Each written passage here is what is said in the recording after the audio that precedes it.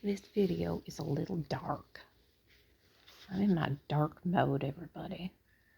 So anyways, I'm looking into stuff, doing my funeral arrangements and my wills and my testaments and all that stuff.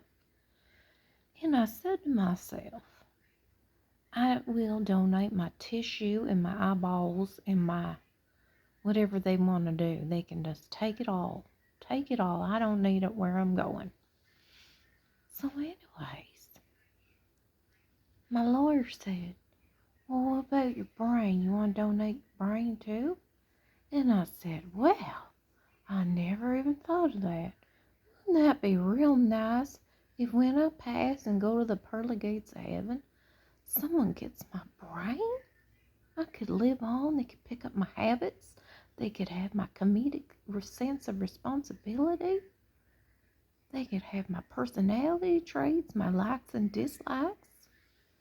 And I said to myself, that would be really great.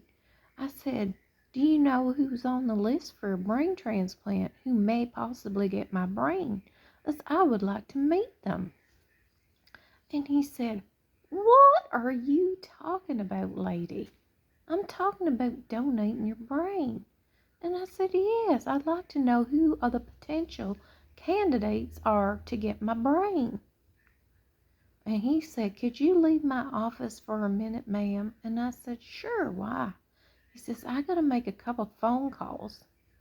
And I said, okay. So I went in and sat in the waiting room, and he went and called a psychiatrist. And I had to talk on the phone with the psychiatrist for a few minutes to make sure that I am legally, what's the word he used? Legally capacitated or something, and I'm okay to sign all these lawyer fancy papers. Anyways, I talked to him, and he said, ma'am, what is your IQ level? I said, I don't know. I've never been tested. I didn't go no fancy school, but I did finish. And he said, well, how do you think it's possible for you to give your brain to somebody else? I said, I don't know. I'm not a fancy doctor or a neurosurgeon. How do I know? I just figure they just, use that fancy saw and they cut the top of the head off. And they take out the dumb brain and then they give the person my fancy smart brain. He said, ma'am, we don't perform things like that. I said, well, how am I supposed to know? I'm just a little old housewife from the South. I don't know. My lawyer asked if I wanted to donate my brain, and I said I do. And now, my whole mental state is being questioned by the authorities. But anyways, apparently, it has to go to science. So nobody can have your brain. And you have to pay to have your brain transported to the fancy school or wherever the heck it's got to go for them to look at it.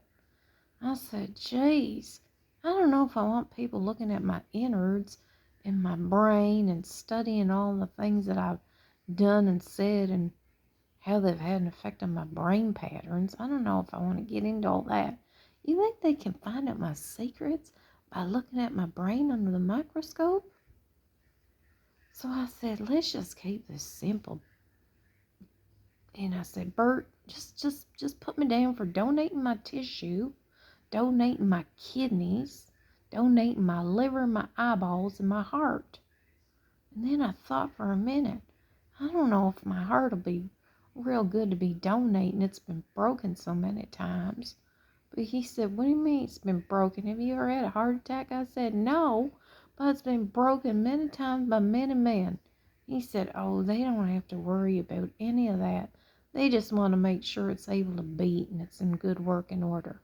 I said, well, the stress my children have been putting me under for the last 20-something years, I don't know how good my heart's going to be. But you can donate that as well. I said, you want to donate my fingernails and toenails as well? Even my toenail on my foot with the fungus? He said, yes, they take every little bit. and every little part, and they donate it so the students can learn by using your tissue. I said, fine, just take it all. Take it all. The grandbabies and the kids are going to take everything I own after I die anyway. Might as well take my whole damn body as well.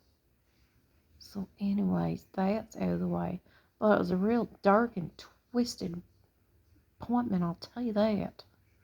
Even when you go to the girl at Pearly Gates, or whatever they call nowadays, they still just want to take everything from you.